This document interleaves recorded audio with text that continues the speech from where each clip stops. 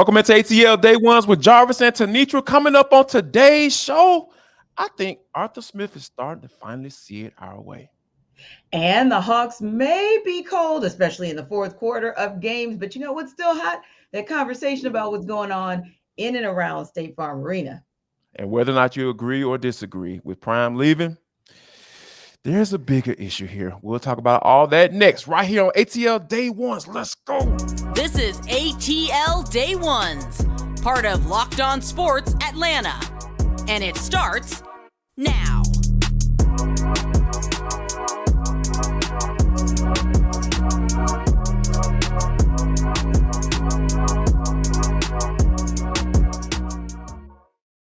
Just want to say thank you for making ATL Day Ones with Jarvis and Tenitra your first listen of the day. Remember, we're free and available wherever you download your podcast. And wherever you download your podcast, make sure you leave us a 5-star review. Today's episode of ATL Day Ones is brought to you by Bet Online. And also, if you're tired of looking at us on our phones, on your phone, on a small screen, you want to look at us on a big screen, check us out on Amazon Fire and Roku. We are right there. All you got to do is search for the Locked On Sports Atlanta app, and it's right there. It'll pop up. All the episodes right there. You can get caught up in everything if you missed anything. Because if you don't watch us every day, you are missing a treat. I can guarantee you that. But today is I think is a day of reckoning, right?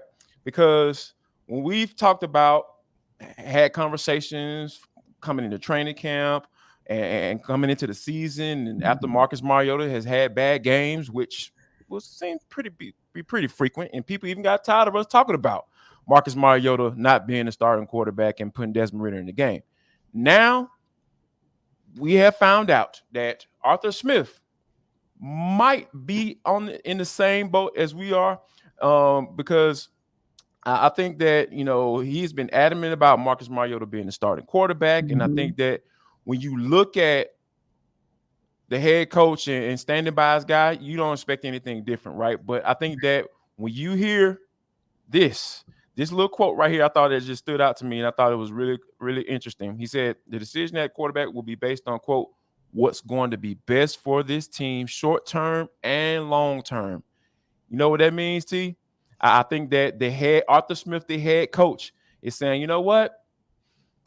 As much as I want to have a veteran there, a mobile quarterback, a guy that can, be an extra weapon in the run game, I have to make a decision what's best for the team, because like we talked about, those one or two throws that can be the difference in the outcome, and it just hasn't been working for the Falcons when you talk about the last month of this season. Yeah, I think that quote may have been arguably the only thing Arthur Smith has said to give us an idea of what he's thinking as to who is going to be under center on December 18th in the Superdome. So I feel like it's trending in the direction of Desmond Ridder, and certainly the come from behind win Bucks over Saints last night probably leaned it a little bit more in that direction. Yeah, that was crazy. Because now it's a game and a half.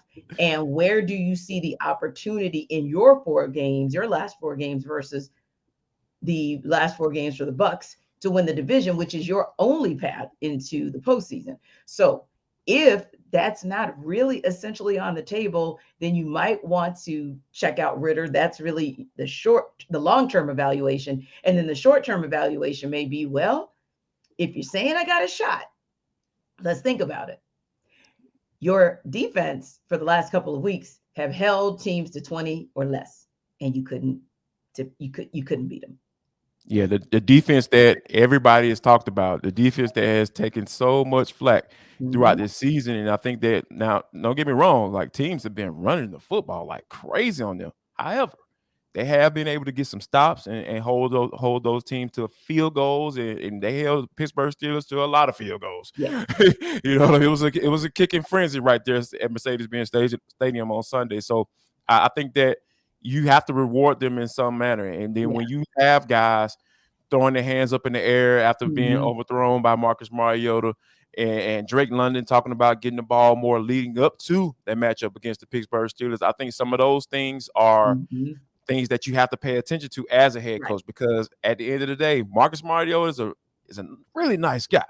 He's a guy who's always open and forthcoming, and he understands. He's self-aware, and he talked about how he has to make more plays on throwing the football on third down. So all those things kind of come into play when Arthur Smith making a decision, and then when you have the Falcons are right now, or they're like about a 5% chance, a little bit over 5% chance of making the playoffs. It seems like a no-brainer at this point, right, T? Yeah, unless something happens in the bye week, because of course we know the rest of the teams in the NFC South are playing. So if miraculously, and again, I'm not wishing any ill will on anyone, but if the Bucks fall apart again based on, say, injuries, if you will, okay, then maybe you have a shot, because then maybe you'll kind of creep up to a game back, right? Versus a game and a half back. And then that might be a different conversation. But I will be honest with you. It's been 7 years. Now 7.5, almost 8. Yep. And the same Marcus Mariota you saw when he was drafted, number 2, is the same Marcus Mariota you see today. Desmond Ridder, you may not know what you have, but then you don't know what you have. Right. So maybe it's time to check out what you have. And I think Arthur Smith kind of touched on that too as well. When you think about what, there's enough tape. There's enough tape out there, right? for what, for them to make decisions. So it's not like we're talking with 4 games in the season, like, well, let's see. No, we've seen this offense start off really well from a scoring standpoint, and then they just progressively got worse. And then, like I said, specifically in the last month and a half or so. So I think that, there'll definitely be a decision to made, and I think that both of us can agree that more than likely we're gonna see number 4, and the Falcons gonna find out what they have in their quarterback. Speaking of knowing what you have in the quarterback, the Georgia Bulldogs, they know what they have in their quarterback. That's a Heisman finalist. T. Like, I just want to go back just a little bit, right? Rewind this doggone season, because people kind of looked at me kind of crazy because Stetson Bennet came out hot, like he was white hot when he was talking about throwing the football, and Todd Monken's offense was going, and then some of that conversation started to cool a little bit. I even backed up off it a little bit because he started to struggle, show us, and time to time he was made some bad throws and interceptions and turnovers and everything. But as the season went along, when the lights were on and shining the brightest, that's when we saw Stetson Bennet kind of come to the table and say, hey, look at me. And I think that the people in New York are starting to pay attention. Yeah, and it was exciting because it's the storyline. I mean, it's the guy who was the walk-on, the guy who carried the clipboard, the guy who left and was asked to come back, and the guy who was sitting behind every quarterback known to man, it felt like, in that 4th spot. And here we are, and he's in another 4, but this time it's the top 4. So you're not 4th in line, and I don't think he'll necessarily be 4th in line for the Heisman voting, to be honest. I don't think so either, yeah. Especially depending on when you voted, because obviously some voters do it at the end of the regular season, and still that would be a good thing for Stetson Bennet. But some may do it in the postseason as well, like the bowl season, excuse me. And so I'm thinking to myself, I wouldn't be shocked. I'd be shocked if Caleb Williams didn't win. Right. But I wouldn't be shocked if Stetson Bennet was 2nd place. Heck, with the feel-good story he has, and if there's some lobbying to say, okay, did any of these 4 quarterbacks sit just about every 4th quarter of every game and yet still had 3,400 plus yards and 20 touchdowns? Right.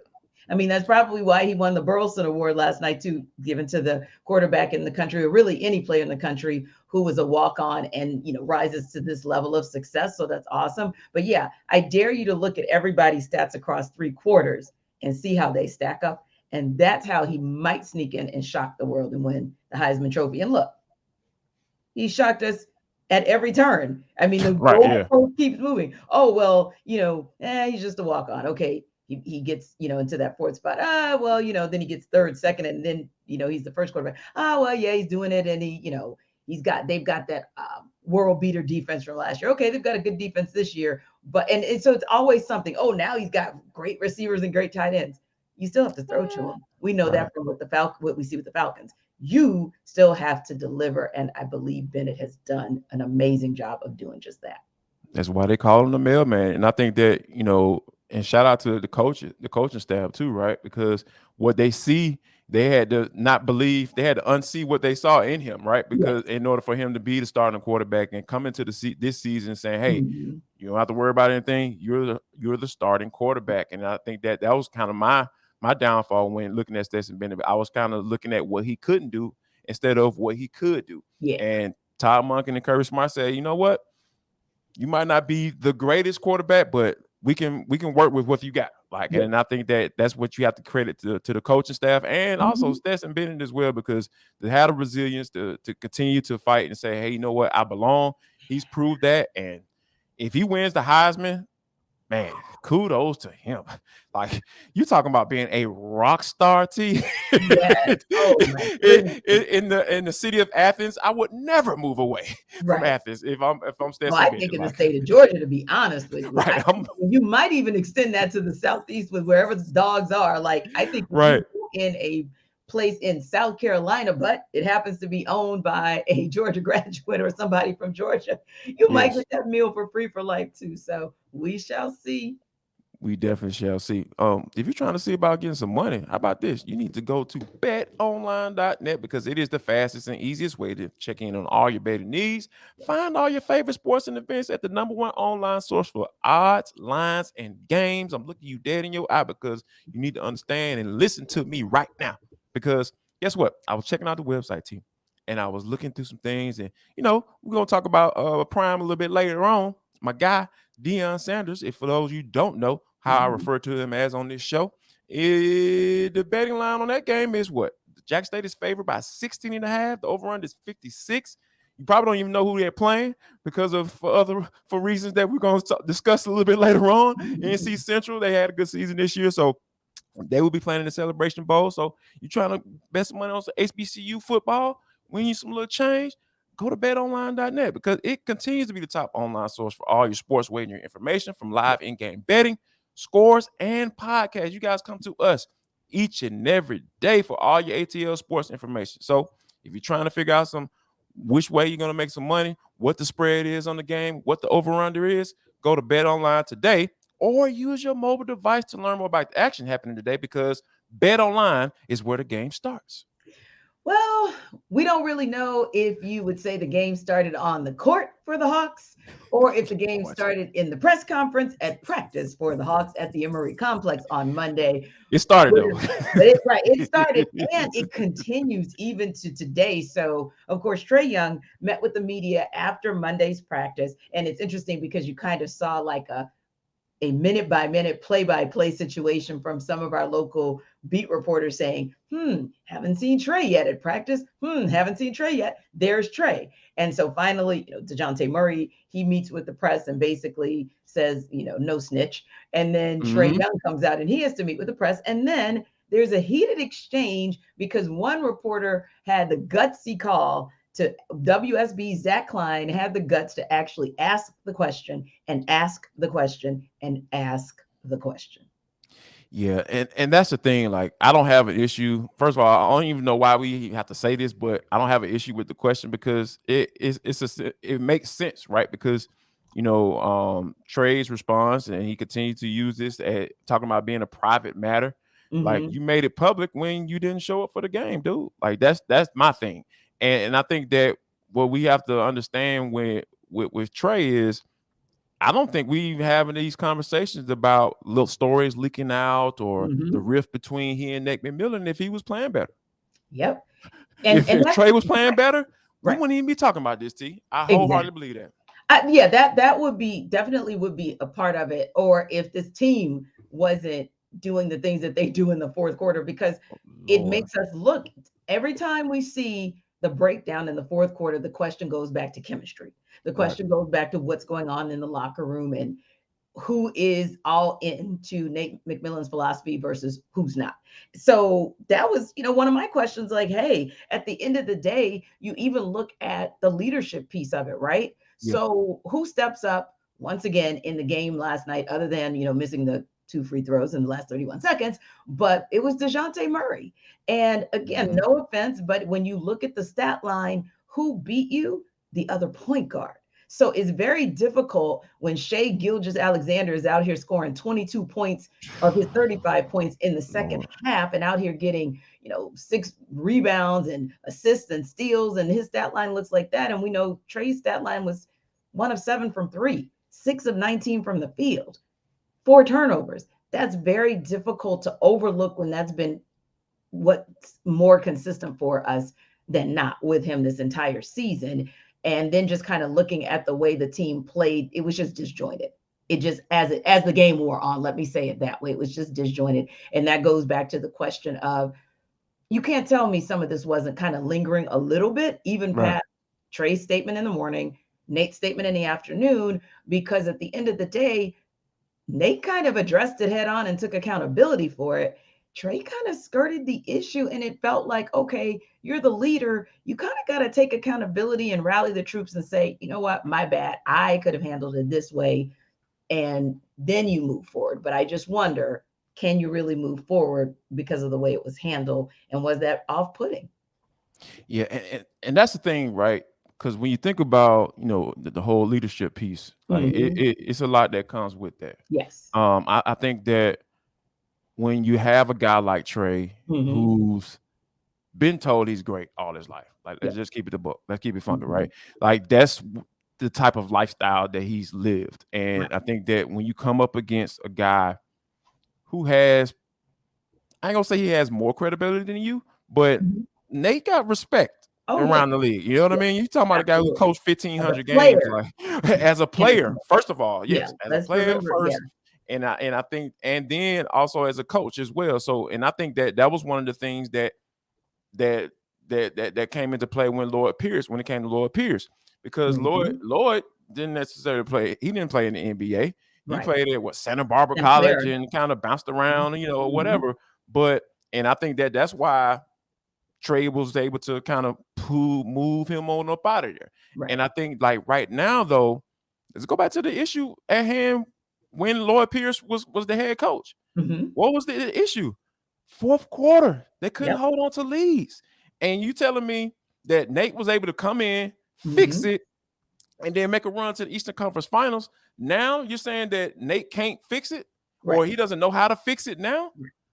At some point, it can't be on the coach. And I see people, fire Nate McMillan. No, man. Yeah, I shouldn't see that trending. I don't want to see that trending. Right. No, I don't want to see that either. Yeah, I don't want to see that either, because my opinion would change wholeheartedly on Trae Young, because I like Trae. I really think that he is really onto something from a player standpoint. I think that he can take this team to where they want to be and to be contenders in the East. But I think that when you have a situation where we've seen this movie before, and it can't end the same way it did last time, because the guy who you brought in, he came in and fixed it. So you mean tell me he forgot how to coach? It's on the players.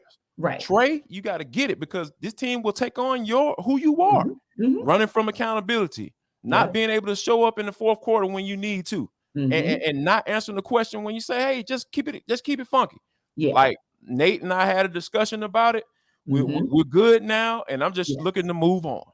Kill all that private matter stuff, man. Yeah, because when you go there, then anyone, and I do mean anyone, could have, and granted, Zach Klein kept, following up, but really anybody. He was needling. Yeah. I said he was needling. He was trying to find something. Anybody could have done that. Anybody could have followed up the question, because you never answered it. And you got to learn that you do have accountability, because you didn't show up for the game. John Collins, who was injured, showed up for the game. DeAndre Hunter was at the game. You weren't. And you're the person that when folks walk into the arena and they see shoot-arounds going on pre-game, they're looking for you. They're looking for you.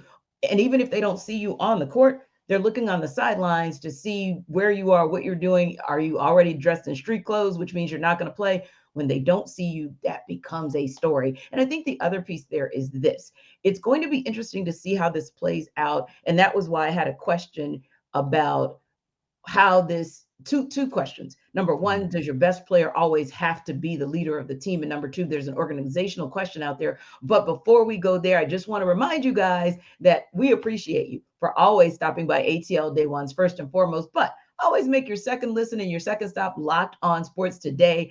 I don't doubt that they are talking about this story because it's ongoing. This Trae Young, Nate McMillan, Hawk saga, it's continuing to go on. So those are the types of stories that they touch on Locked On Sports today. Also, instant reaction from things like last night, where Tom Brady does TB12 things in the last 3 minutes of a game to put the NFC South division race on its ear yet again. So check those guys out. And just like you guys love For the Culture on ATL Day Ones, you're going to like theirs as well. As called Your Take. So definitely check them out. And again, it's Locked On Sports Today. Wherever you get us, you can go get them. Odyssey app, YouTube, and of course, wherever you download your podcast. Now, going back to the leadership thing. Yeah. For me, it's a question of, does your best player have to be your leader? Assuming, this is if we assume Trae is indeed the best player, because you could make an argument for DeJounte Murray because he's a two-way player, right? But let's make the argument that Trae is the best player on the team. Right. Does he have to be the leader? Because you're certainly getting what you need in leadership out of DeJounte Murray. He's showing it, he's speaking it, he's coaching up those young players. So you're getting it out of him. Could we see a scenario where maybe those two guys kind of sit down and kind of talk about the true role that each person has? Because if DeJounte is embracing his leadership role and it's something that Trae's not interested in for the most part, can they be a switcheroo? Like, hey, Trae, when we're on the court shooting, you're Batman, I'm Robin. But when it comes to switching some things out, like even John Collins has had to do these last couple of years, can we say maybe that's where DJ kind of steps forward and maybe Trae kind of falls back? Well, let me ask you this. I do think that your best player doesn't have to be the leader, right? Mm-hmm. But you do have to lead in some form or fashion, right? And you have to lead by playing great and being exemplifying on the court. And you don't have to say anything. Like, you don't even have to say anything when you're talking about being a leader. When game time goes around, I need you to say, hey, Trae, hey, it's 3 seconds left on the clock. We need a shot, and it's on you. Let's go. You take us, fearless leader. Go ahead. Let's do it. And I think that's what I feel like the leadership role that he can take on, because asking him to be the guy to stand up on the court and off the court, I think we're starting to see that might not necessarily be who he is. But I think we have seen, and I don't want to speak for you, but I think that we have seen that with DeJounte Murray. Oh, he can be that guy to speak up and say, and be comfortable saying, and being comfortable enough in his skin to say, this is what it is. And I'll go back to the question I asked him when on opening night at State Farm Arena. I asked him where his style of play come from. Like, why is Nate giving you the leeway to just do what you do? He said, it started with my uncles. And one thing I know about playing basketball with my uncles as a young age, they ain't trying to give you anything. And you have to go out there and get what you want. And that's the type of guy that I feel that DeJounte Murray is, and he fits into that leadership role. Trae Young, not so much, because I talked about it. I was like, he's a guy that's been told he's great since day one. And those guys are different. And I've been in locker rooms with those type of guys. And I'm not saying I'm not catering to one or the other, or saying one is bad and one is positive. Right. But I think that you have to understand what this fit is for in that leadership role, right? Because there are multiple roles. And I don't think you have to have one leader. And because those are some of the things that I think that Trae is working on. As long as, like, because I think at the end of the day, at this moment, with those guys, having those conversations, I feel like they're going to have those conversations at some point amongst the team. But I think that at the end of the day, this will all smooth over. If Trae just starts shooting, but he's shooting under 30%. He's 35. He's a career 35% shooter from three. He's shooting under 30% right now, and it's starting, and it's really showing that that's why the Hawks, I feel like they are where they are right now in this season. Yeah, and you can be co-captains. I'll use that term. You can be co-captains. Just as I said, when Trae does what he does on the court, then he's Batman, DJ's Robin, and then they flip that. Maybe when you're on the sidelines and timeouts, the expectation is not that Trae can't coach folks up, but the expectation is you kind of know DJ's probably going to do most of the coaching up. But I will say this, it's something that Tony Ressler, Landry Fields, and company have to watch out for. Travis Schlenk, they all need to still keep an eye on it, because from an organizational issue, we can say that we think this is going to smooth out. And of course, we can be optimistic But how many times have we had this conversation in the last 2 years? How many times do we keep coming back? The only difference I would say this time is that the whole locker room turned on Lloyd Pierce when Lloyd Pierce got fired. Yep. This whole locker room is not at odds with Nate McMillan. In fact, Not at all. this 99% of this locker room is pretty much on the Nate bandwagon. It's just that everybody's got to get on the wagon and everybody's got to figure out where they can sit on the wagon, and then it'll move forward. And you got to be comfortable and confident that it can move forward. And one more thing, if you're going to have those uncles or you're going to have those dads in your ear, make sure you have the right people in your ear, because they're not the ones that have to go in that locker room every day and have that chemistry or lack thereof be an asset or liability. So be careful with that. But hey, look, if you watched that game last night, you know what would have helped you out in that fourth quarter as you saw them melting down?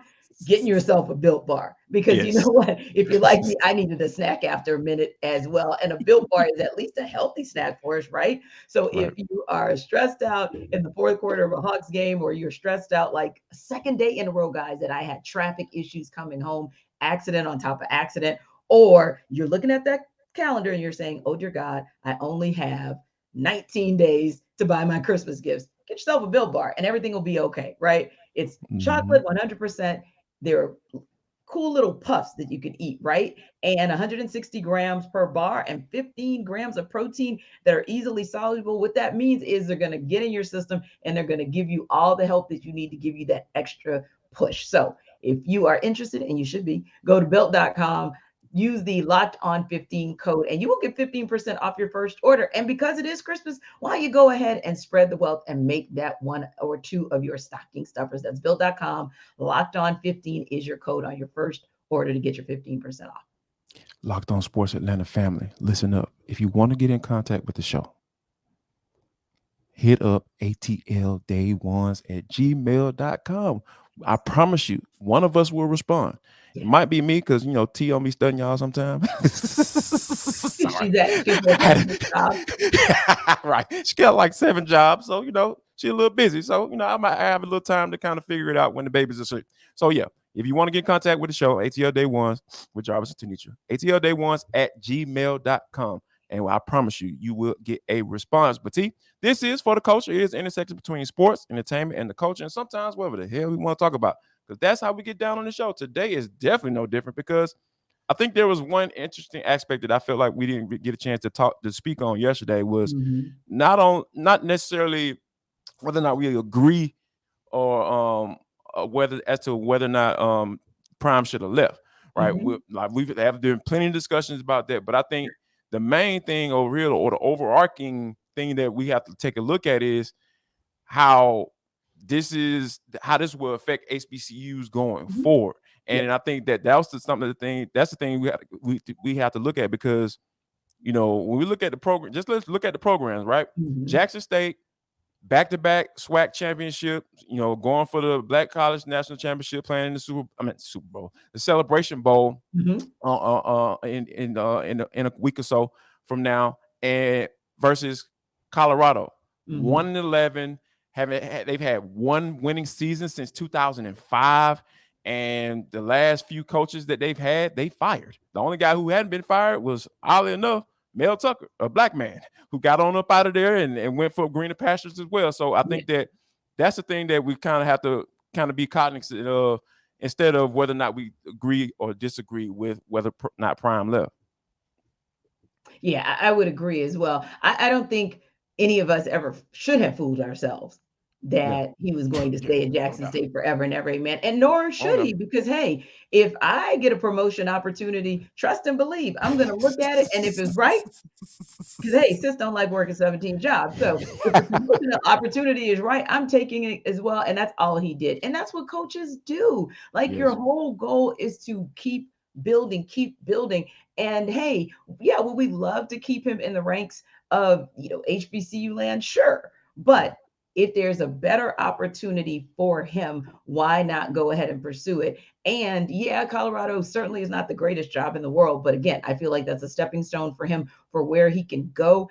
and appreciate what he did in those 3 years. I actually love what D. Orlando Ledbetter said, our OG here in Atlanta. Yes. He said it wasn't that Coach Prime necessarily elevated the Jackson State program. It was actually more of like returning them to their former glory. And I really like looking at it that way, because I feel like that could be the conversation about HBCs overall. Like maybe they were in their heyday right there at the moment when Eddie Robinson was churning out all of these players like Doug Williams and like Frank Lewis, who were going into the league and doing major things with Grambling. Maybe this is the renaissance. And if that's what Deion Sanders did in 3 years, sir, take a bow and move on. Absolutely. Okay. And I think that's the thing that we're gonna definitely keep an eye on, because like I'll be honest, I'll be open about it. And I'm rooting for the guy. I hope he does well. I hope he use that school as a stepping stone, because I mean, that, to be honest with you, that's what it is. I don't see him being there that long. You know what I mean? If he can have the same type of effect at a PWI that he had at Jackson State, he won't have that job for 3 years. Trust me. Prime will be at one of the big boy schools, whether it be in the SEC or in the ACC in the South, where he belongs, I feel. So we thank you guys for rocking with us throughout the entire show, making us a first listen. Also, check out Locked On Sports today, and make that your second listen, because they have a lot of good things talking about the national stories. They have the take of the day. All of those things are available for you wherever you get our podcast. Make sure you make your second stop at Locked On Sports today. We will see you tomorrow. Y'all come back now, you hear?